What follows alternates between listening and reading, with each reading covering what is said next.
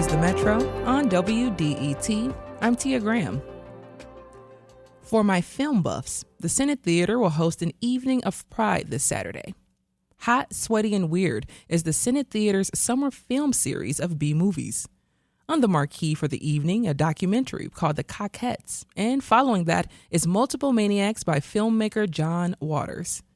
The event is in partnership with Motor City Sisters of Perpetual Indulgence, who describe themselves as a leading-edge order of queer nuns.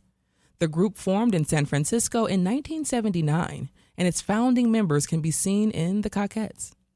Two Detroit sisters join me by phone to chat more about the Pride edition of the Hot, Sweaty, and Weird film series.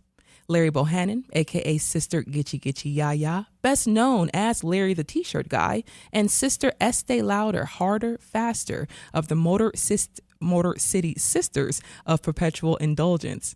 We begin the conversation learning how Larry, a.k.a. Sister Gitchy Gitchy Yaya, got involved with the Senate Theater and crafting T-shirts. Well, originally, most of my life, I was a DJ in the gay clubs in Detroit. And that went on for almost 30 years. And when we retired, me and my husband moved to the west side of Detroit, and a local theater, the Redford Theater, we started volunteering at. And that's how I got my start doing T-shirts, trying to help the theater out. And then it spread out to the Senate Theater as well, because a lot of our volunteers are shared between both theaters.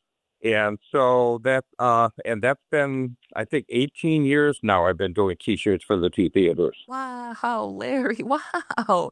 Now, what's the process of making a movie-themed shirt? Do you watch the film first, or does design come a little bit afterwards? Well, usually I'm jaded. I've watched movies, like when I used to be a DJ, I'd get off work after getting a dance floor worked up, and then I'd get off work at 3 a.m, all wound up from filling a dance floor, and I'd have to mellow out to sleep by watching movies. So I was very jaded with seeing way too many movies my entire life. So I've pretty much seen anything that we show ahead of time, and I just play around with designs and see what I can find, Googling images and things like that, and piece it together for the shows. Sister Estee, can you talk about this particular screening and why it represents Pride of the past? Well, the Cockettes were sort of the precursor to the Sisters of Perpetual Indulgence. After the Cockettes wound up splitting up, a lot of them spun off and became sisters. So it's a part of our history or part of our sistery. And Sister Gitchy Gitchy Yaya is going to be holding this event to bring it to everybody. Yeah, well, the Cockettes, they used to put on plays, and there were no scripts, and a lot of the members would be on acid or hallucinogenics or stoned out of their gourd, and they would just go on stage and have very crazy stage productions. And there would be lines going 3-4 blocks out the front door trying to get in because of it being San Francisco. And they lived in collectives or communes together. And people like the disco singer Sylvester, who was so famous, he was a part of the group. Divine came in and out at the same with them too, and sadly they tried to take their show on the road, and they thought, oh, we need to go to New York City, and it's a whole different clientele. When they went on stage, half the members tripping. The theater was empty within like a half an hour. All the New Yorkers had walked out, and that hurt their reputation when they got back home. And shortly after, they ended up disbanding. And so you see all of that happening. And there's so many cameos. They use recorded footage from the old days to put together the documentary. And Andy Warhol's in there. A lot of the New York pop scene people are there. San Francisco people are really famous, come in and out all the time. Sometimes it's jaw-dropping. You go, oh my God, look who that is. So it's really a kaleidoscope of fun faces going through it. And then, of course, when it went under, that left a hole that was filled by the sisters, thank heavens. And I haven't seen Multiple Maniacs in a long time, but I'm a huge fan of John Waters in general. So I can't wait for that. So, Sister Gitchy Gitchy Yaya, Can you talk a little bit about how you got involved with the sisters? Well, an old DJ friend of mine back in the 80s that that lived in Detroit moved out to San Francisco when he stopped DJing here, Mark Klein, and he had the sisters there reach out to him. He started a dance show for gay boys and girls called Lavender Lounge, that at 4:30 they'd all have a dance show on cable TV, and became really well known in the area. The sisters reached out to him and asked him if he would agree to be an honorary sister, and he came and introduced me to Esty, and there was just no separating us from the first day. Sister Gitchy Gitchy Yaya. Recently, I spoke with someone about a show at WDET. It debuted in the early 70s called Gaily Speaking. And listening to you describe the history of the sisters, what has public media meant to you? Well, like when I first came out, which was like on my 17th birthday in 1975, there was no internet. Being able to find another gay person so I would find a community was almost impossible.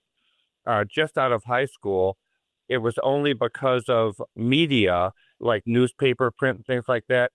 I was only able to find other gay people because of an article in a Wayne State University area newspaper, the Fifth Estate, had a little ad for a gay literature store in the Village in New York City on the same street where the Stonewall riots had happened, Christopher Street. So I had to go across the country just to find other people and find my community.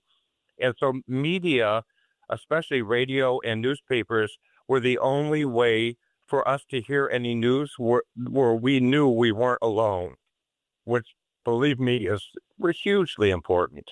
I was so isolated. Now the internet makes it much easier.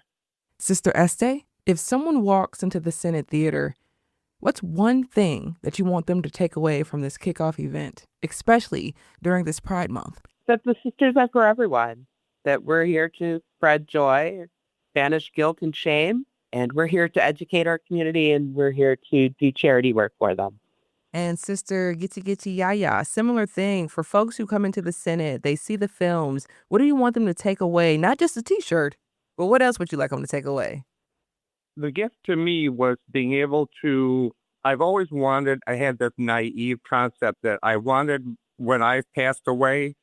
When I was 15, I told myself I want to think about every decision I make and how it affects other people in the world, so that whatever I do doesn't make the world a worse place, but that when I pass, I would have left a world that I helped, not harmed.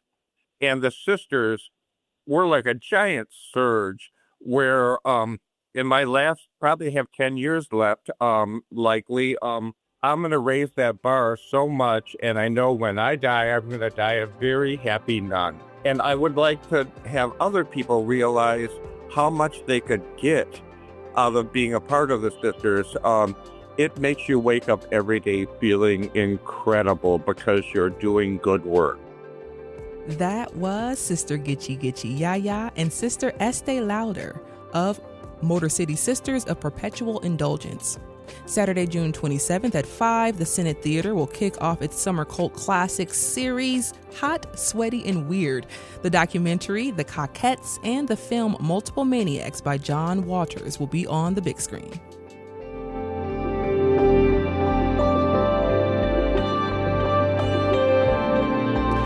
This is the Metro. And speaking of events, WDET has an event happening this evening at the Old Miami, right here in the Cass Corridor. I am joined by the host with the most for the evening, Ryan Patrick Cooper. Ryan, hello. Hi, Tia. Hello. Hello. So yesterday, we both spoke with Sam Talent. Yeah. He's a special talent. I'm still laughing. I'm still recovering. You and me both. Actually, I've been telling these jokes all night. He was killing me, man. And yeah, he's the headliner tonight at What's So Funny About Detroit. People can get those tickets at wdet.org/events. You can also get them at the door. The doors are at 6. Show is at 7 tonight at the Old Miami. The weather looks amazing. Please it's not give going to us be the too weather hot. forecast. What's the forecast? Perfect. I think by the time the show gets started, it's going to be like 75 degrees and sunny. Ooh. The rain is skipping us, which I'm so grateful for. We are batting 1,000 basically on these comedy shows with the weather. So the backyard's going to be amazing. On top of Sam Talent, who is an author, he is insanely funny. He is a national comedian. He's actually toured all over the world. So you get to see this guy who's a massive talent around the world in the very intimate venue of the backyard of the old Miami, which is kind of a special thing. It's like seeing a huge international touring band in a small local venue. So that's really special. He's going to break our funny bones. So it's gonna hurt. It's going to be fun in a good way. The pain will be good. We're growing right now as a station, WDT. We get new members every day. Mm-hmm. For people who have never gone to What's So Funny About Detroit, what can they expect? What are some pro tips for newcomers? The people who haven't gone are just robbing themselves of the best night of their lives. And tonight's the night you say, I'm worth it. I deserve this. My Thursday is going to be my Friday. I'm going to stay out. I'm going to party. I'm going to support public radio. I'm going to laugh with Johanna Madranda, Blaine Hill, and Sam Talent. And I'll be your host. So get those tickets, WDET.org/events, or just come pick them up at the door. Ryan, thank you so very much. And you all stay tuned because he'll be back for In the Groove coming up at noon. But that is it for The Metro. The Metro is hosted by Robin Vincent and me, Tia Graham, and our producers are Sam Corey and Carrie Jr. II. Our engineer today is Nate Bender, and our senior producer is David Lyons. You can find all of our conversations you hear on the show at WDET.org/Metro, or just find the Metro Podcast on Apple Podcasts, Spotify, or YouTube. The Metro is a production of WDET, a listener-supported service of Wayne State University. And this is WDET-FM, Detroit Public Radio, your connection to news, music, and conversation. You all have a great day.